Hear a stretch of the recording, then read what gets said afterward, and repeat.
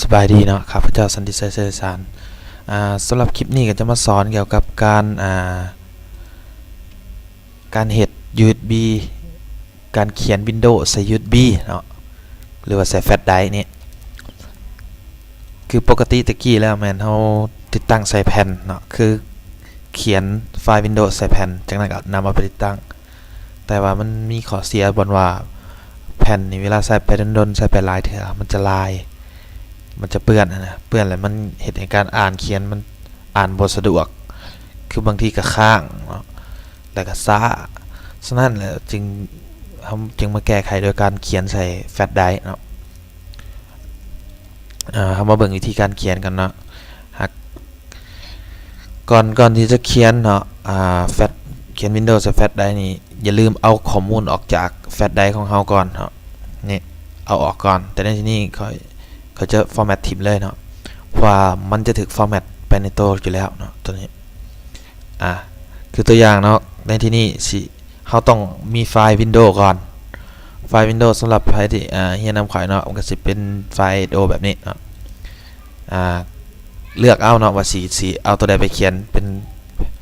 USB เนาะสิเขียน Windows ตัวใดที่นี่สิทดลองเขียนWindows 1032 บิตเนาะเปิดขึ้นมาเนาะจากนั้นกดที่Tool Create Bootable USB Drive นะเท่านี้นะกดโอเคนะเย็ดอย่างนั้นเลยต่อมานี่เนาะระวังสุดๆเนาะเรื่องนี้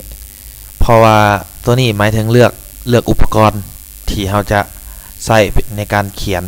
USB ใส่หั่นเขียนไฟล์ Windows ใส่หั่นเนาะอันนี้คือตัวนี้มี external hard disk ค่อยเนาะ1,000 กิกขันเฮาไปกดเบิร์นสตาร์ทเลยนี่ฮาร์ดดิสก์ตัวนี้จะถูกฟอร์แมตเนาะระวังเนาะทางที่ดีก็คือบ่ต้องเสียบหยังเสียบแต่ USB อย่างเดียวพอเลือกเอา USB เฮาเนาะจากนั้นกดที่สตาร์ท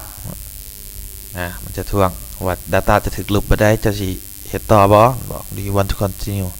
โอเครอมันเนาะ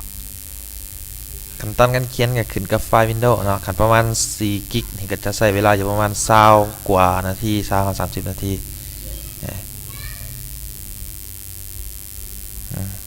นี่แต่รอมันเนาะรอมันจนสำเร็จเดี๋ยวจะขอตัดคลิปไปหาตอนที่มันสำเร็จแล้วเนาะหลังจากมันติดตั้งมันเขียนสำเร็จเนาะใช้เวลาไปอยู่18 นาทีหลังจากมันสำเร็จแล้วเนาะมันจะขึ้นหน้าตาแบบนี้กดโอเคเนาะกด close ถือว่า USB เฮาถูกเขียนสำเร็จแล้วเนาะเฮามาเบิ่งนี่เนาะเห็นว่ามันจะขึ้นไอคอนแบบสำหรับคือกันกับแผ่นนะopen กันนะเนี่ยเราจะเห็นไฟล์ setup มันประมาณนี้เนาะถือว่าเป็นอันสำเร็จเนาะในการติดตั้งการเขียนWindows ใส่ USB เนาะ